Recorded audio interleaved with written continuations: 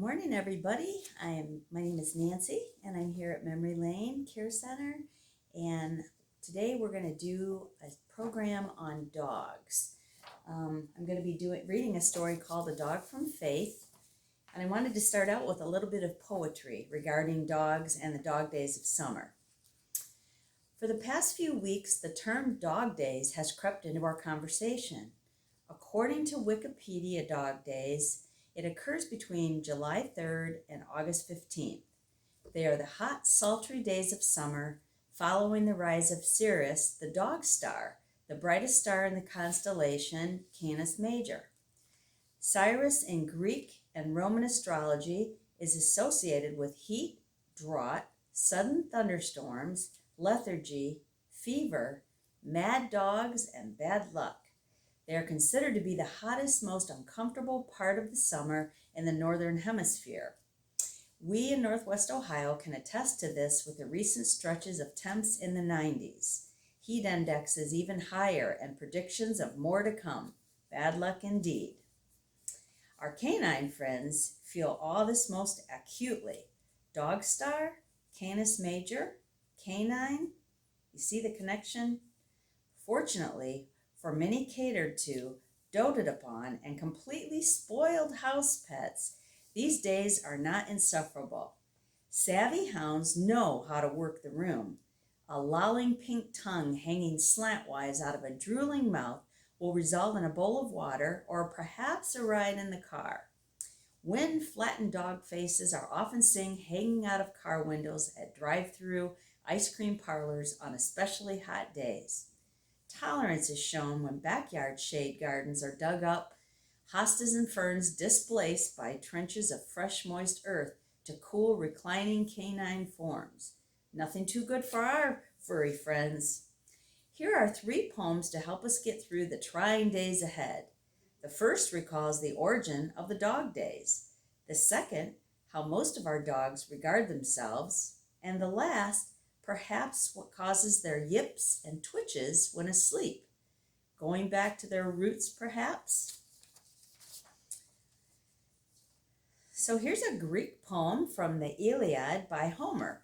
It says, Sirius rises late in dark liquid sky. On summer nights, star of stars, Orion's dog they call it, the brightest of all, but an evil portent bringing heat and fevers to suffering humanity. Here's another one called Why Do You Ask? This is by Kate Barnes.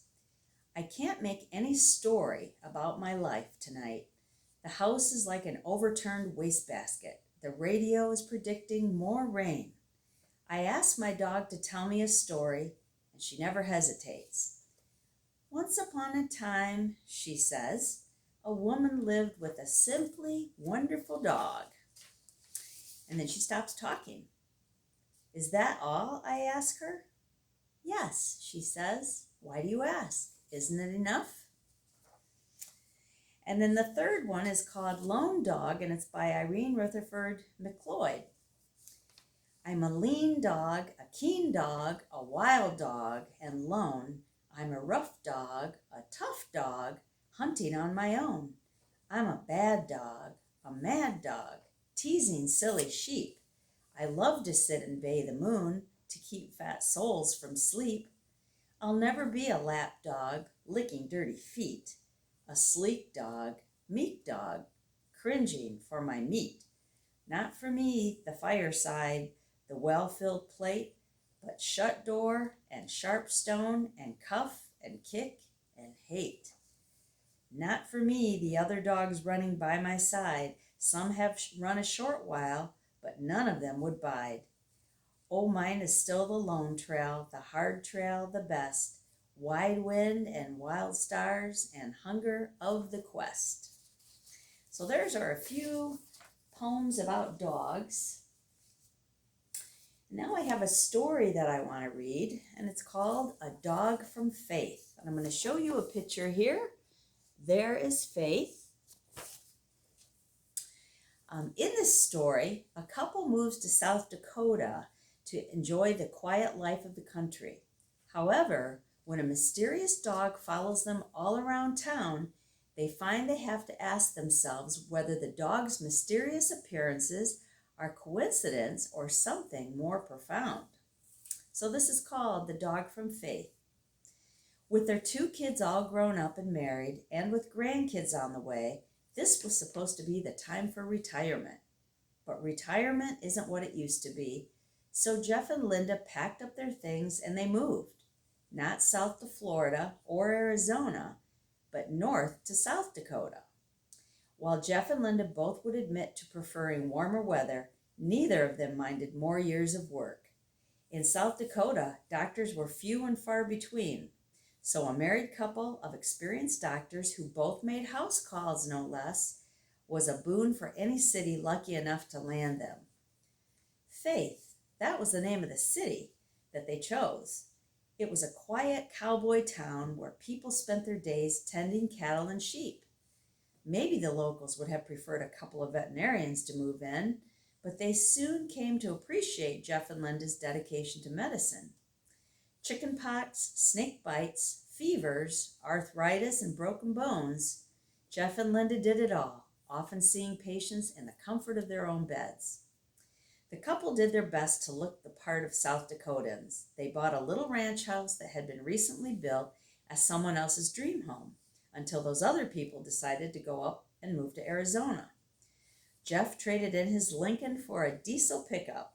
Linda got herself a dream car, the beloved SUV her dad had driven during her youth, a 1966 Ford Bronco that rumbled and coughed and sputtered and kept you guessing, but it never broke down.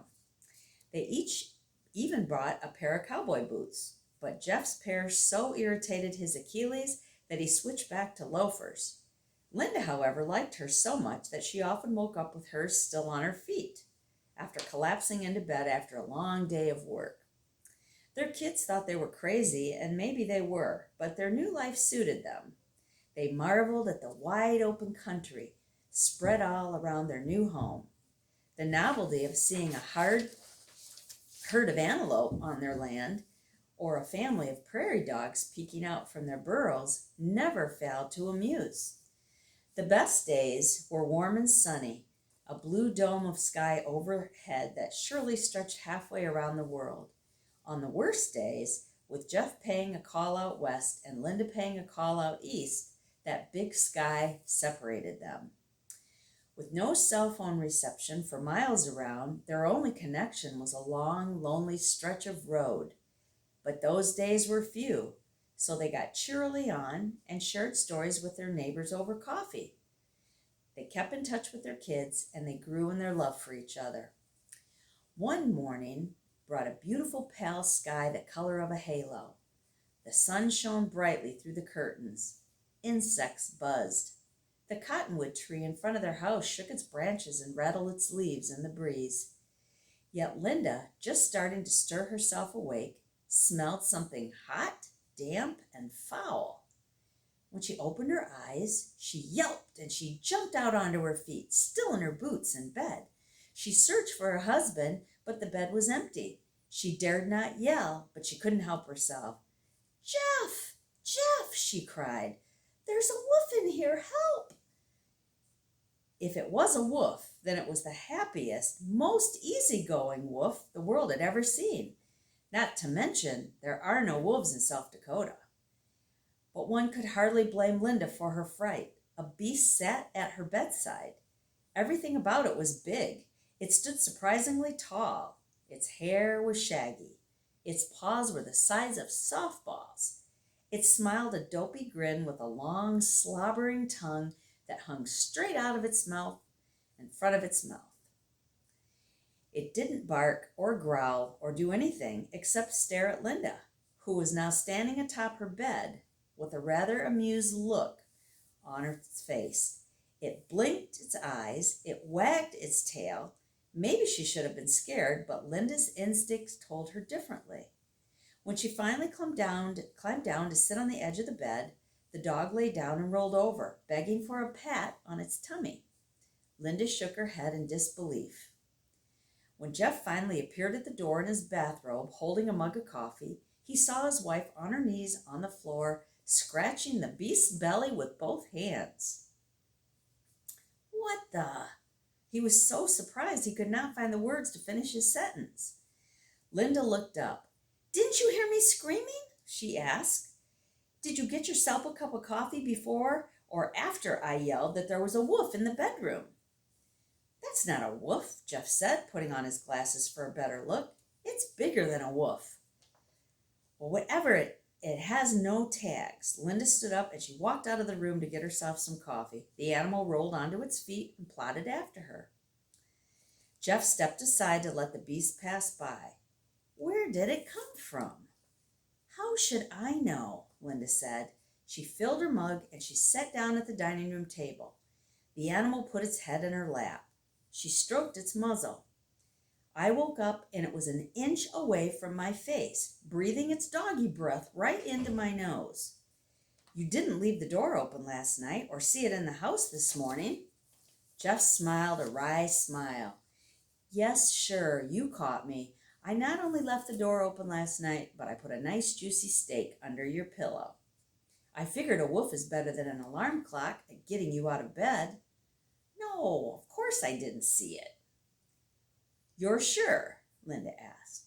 "I think I would have noticed that." The animal was not ignorable, a mountain of hair with teeth and a panting tongue.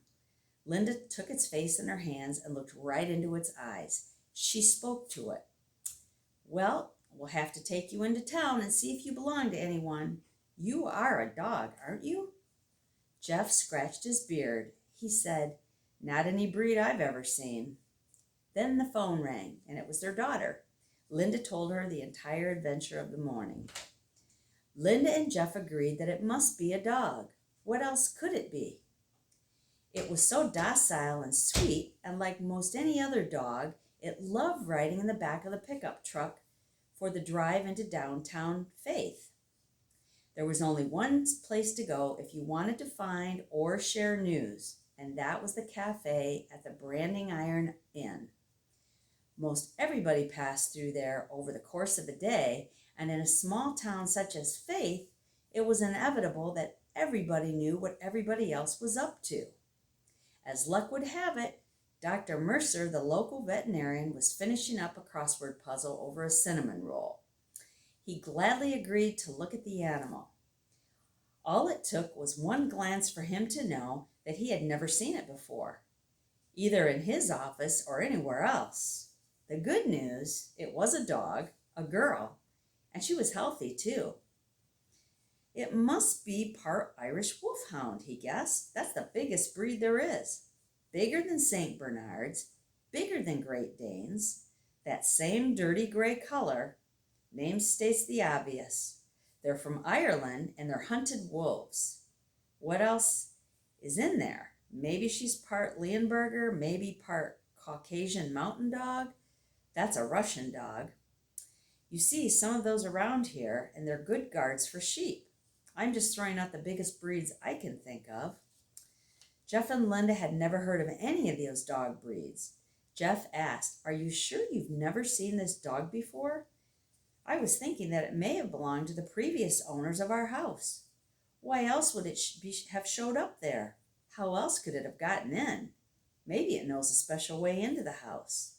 Dr. Mercer shook his head. "I'm sorry."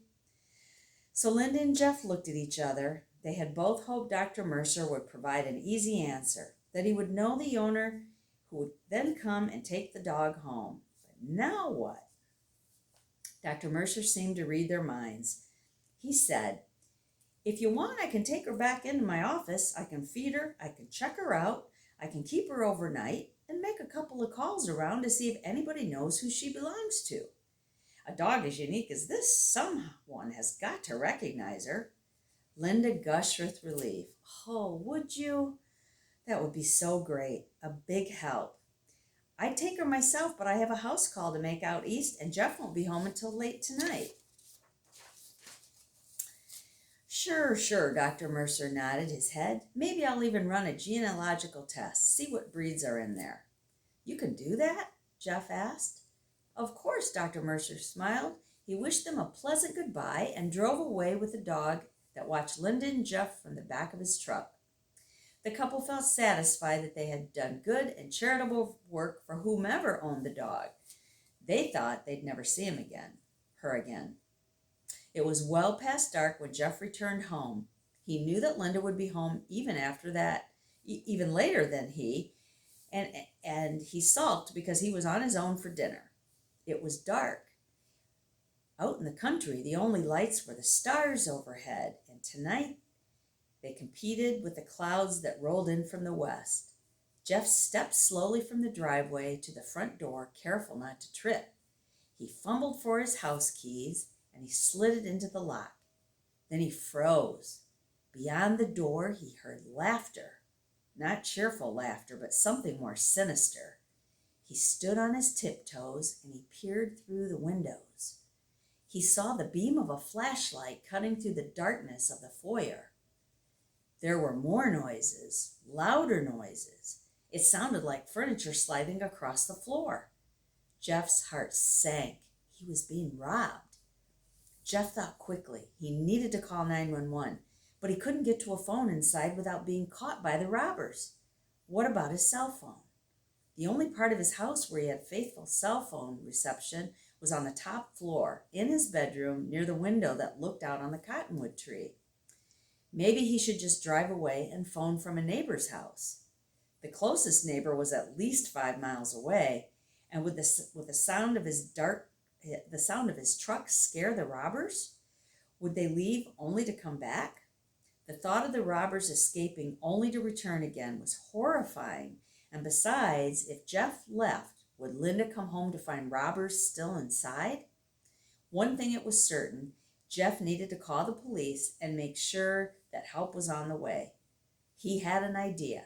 He would climb the cottonwood tree just high enough to get reception for his phone. Then he could hide high in its branches. The robbers would never even know he was there. It was brilliant. He crept back down the walk to the tree and he hoisted himself up hand over hand, branch after branch, until he was up 2 stories high. He reached into his pocket for his phone and he dialed 911. The operator assured him that help was on the way. Get somewhere safe and let the police handle everything, the operator advised him. Jeff could not help but chuckle at the fact that he was hiding 20 feet up in a tree in his own front yard. But Jeff's chuckles faded to dread when he looked out from the tree directly across to his bedroom window and he saw one of the burglars staring right back at him. The bright glow of his cell phone must have given him away. Both Jeff and the burglar panicked. The burglar ran away from the window. Jeff began a frantic climb down the tree. Then Jeff saw something else he had never anticipated. From his perch to the tree, he saw the headlights of Linda's truck on the access road that led from the highway to their house. And of course, he could hear the loud rumble of her Bronco's troubled engine. She was just minutes away. If the robbers didn't see her truck, then they would surely hear it. Jeff could not bear to think what would happen if the robbers were to catch him up in the tree and then catch Linda once she arrived home. This was a nightmare. Jeff descended the tree as fast as he could. With just a few more limbs to go, he heard the familiar creak of the front door opening. He saw 2 flashlights blaze on the front yard. Just then, Linda's truck swung into the driveway. He had no choice. Jeff jumped from the tree to the ground. In the distance, sirens wailed, but they were too far away to help. Jeff raced across the front yard to Linda's truck. He could see her face in the light of the open door. To his left, he spied the 2 robbers also running through the dark. Were they running for Linda's truck, hoping to climb in and make a getaway? The robbers were faster than him, and he watched helplessly as Linda raised her head, saw the robbers, a look of shock and surprise spreading across her face. "Linda!" Jeff shouted. Then Jeff heard a deafening roar. A giant shadow leapt behind Linda and the robbers. It could only have been one thing: the dog. But it looked as big and fierce as a lion. It growled in Linda's defense. The robbers slid to a stop. They stumbled in their surprise and they collapsed into a heap. The police sirens howled closer. Jeff saw their flashing lights as they sped along the access road to the house. He ran to Linda, who stood frozen in dumbfounded amazement. The dog, massive size alone, was enough to keep the two at bay. They cowered on the ground, and in no time the police arrived and they apprehended the two robbers, who turned out were just a couple of unruly teenagers who had broken into the house on a dare. After the police had left, Jeff and Linda had told and retold their versions of what they had each seen and heard and thought and felt that crazy night. Their attention finally turned to the dog who saved them both. She slept at their feet under the dining room table, peaceful and snoring. Where had she come from? How had she escaped from Dr. Mercer? What miracle had delivered her to Jeff and Linda in their time of need? Suddenly, both Jeff and Linda found themselves hoping that Dr. Mercer was right, that this dog had no family to return to. The next morning, everybody in town was talking about Jeff and Linda. When they entered the cafe, they were smothered in hugs and showered with reassuring words. "Let's see this nice dog," they clamored. So Jeff and Linda let the crowd out to their truck to show off their hero of the night before Dr. Mercer had his part of the story to tell as well. He was baffled. "I left her all locked up," he said. "Her cage was locked. The office was shut tight. But strangest of all, when I arrived at work this morning, the cage door was still closed." The crowd let out a collective gasp. "I have absolutely no idea how she got out, but let's be thankful that she did." As mysterious as the story of the unopened cage was, Jeff and Linda were eager to hear the other news from Dr. Mercer. Linda asked, "Did you make any telephone calls? Did you find her owner?" On that question, Dr. Mercer was equally baffled. "Nobody I talked to has ever heard of a dog of her description," he replied, "and I know every dog owner from here to Sioux Falls. And that genealogical test I told you about, it was inconclusive. I have absolutely no idea what breed of dog she is." Right then and there, it was decided that Jeff and Linda were no dummies. They adopted the dog on the spot. Besides, they knew that if they didn't adopt the dog, it will most certainly adopt them. The only remaining question then was, what were they going to name their new pet? "That's an easy question," Linda said. "Angel, of course." There were no objections from the crowd. What better name for a dog from Faith, South Dakota? Wasn't that a neat story? So they moved to a new city, Jeff and Linda did, and it had all kinds of changes. And then they found this dog that just happened to adopt them. And I think it was a miracle. And so they named this dog Angel. So Angel was the dog from Faith, South Dakota. All right. So I just wanted to share just a few amazing facts about dogs. Maybe you know about these and maybe not. So dogs have a sense of time, and it's been proven that they know the difference between an hour and 5. If conditioned, they can predict future events such as regular walk times. And here's a dog looking out the window, probably waiting for his owner.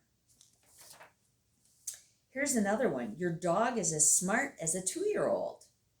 Ever wonder why children around this age seem to have a special bond with the family dog? It could be because they speak the same language, roughly 250 words and gestures, in fact.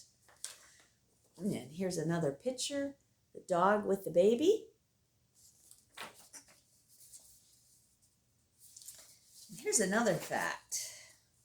The United States has the highest pet dog population in the world, approximately 75.8 million, in fact. And then here's a cute picture. It says, saw you petting the neighbor's dog. Want to tell me what that's all about? Look at that dog. Did you ever get a look like that from your dog? Here's another fact. Seeing eye dogs are trained to do their business on command. This way, their owner can clean it up a bit easier. Some of the popular commands are get busy and go time. And then here's another one, man's best friend. Petting a dog and gazing into their eyes releases oxytocin, which is the love hormone, not only for you, but for them as well. And then the Saluki is the world's oldest dog breed. They appeared in ancient Egypt tombs dating back to 2100 BC. Here's one on dachshunds. Dachshunds were originally bred to fight badgers. And here's a picture of a dachshund right there. And dogs that have been spayed or neutered live longer than dogs who are intact. Stray dogs in Russia have learned how to ride the complex subway system and get off at specific stops in search of food. Here's a poor little guy on the subway floor. Here's another one. Dogs have wet noses because it helps to absorb scent chemicals. Here's another one. Dogs can be trained to detect cancer and other diseases in humans. Cancerous cells release different metabolic waste products than healthy cells in the human body. Dogs may even be able to sniff out cancer cells simply through smelling someone's breath. Here's a picture of a dog that they're using to do that. Do you have a dog that experiences separation anxiety? Try leaving some clothing with him that you've worn. It's been proven that the scent you leave behind on your clothes can help ease your dog's separation anxiety. Here's another one. When your dog is carefully choosing the perfect place to do his business, it's because they prefer to go poop in alignment with the Earth's magnetic field. I never knew that. And here it shows two dogs looking to do their business. And this sign actually says no dogs on the grass, but you can see they are on the grass. Have you ever wondered why your dog curls up in a ball when they sleep? It's actually an age-old instinct to keep themselves warm and to protect vital organs while they sleep. Now here's for people who are single. Your dog can help you get a date. One study showed that a man's chances of getting a girl's phone number went from 10 to 33% just by having a dog with him. In the study, a staggering 66% of men and women would not date someone who did not like pets. Now here's another one. Labrador retrievers have been the most popular breed in the United States for the last 25 years. And here's a picture of a black one. My daughter and her family used to have a blonde Labrador, and he was the sweetest dog ever and very smart. There are approximately 600 million dogs in the world. It's estimated that nearly 400 million of these dogs are strays. Scientists believe that the world's first known dog lived 31,700 years ago. The prehistoric dog resembled a large Siberian husky. Former Michael Vick's dogs, Sox and Hector, are certified therapy dogs. They now spend their days cheering up people at hospitals, nursing homes, and schools.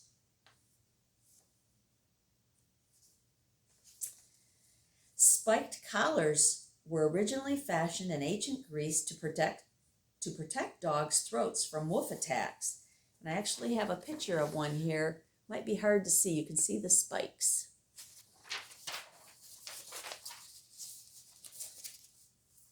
So I was just going to show you a couple more colored pictures here. So this dog says, I know I messed up, but people really need to realize they can't have nice things and a puppy. Isn't that cute? Let's find another one here. Now this one's an older dog. It says, I may not be able to run anymore, but I'm wise enough to appreciate the days when I could. You can see the love in his eyes. If we've all been lucky enough to have dogs that have aged, we've experienced that. Here's another one that says, I'll hide out here until they put the 2-year-old to bed. You see that dog is right there hiding under the blankets.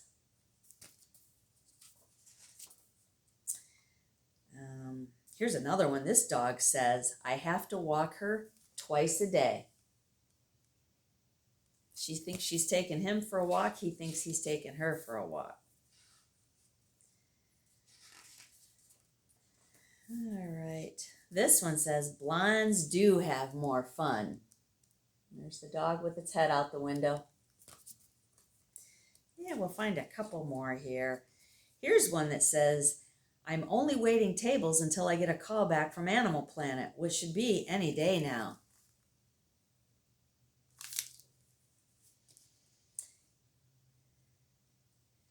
And the last one here, this says, I can't believe we have the same mother. They don't look like the same dog, do they? So anyways, I appreciate you being with us and watching and learning about dogs and hearing about the dog Angel. And we'll be back to see you at another virtual activity. Bye now.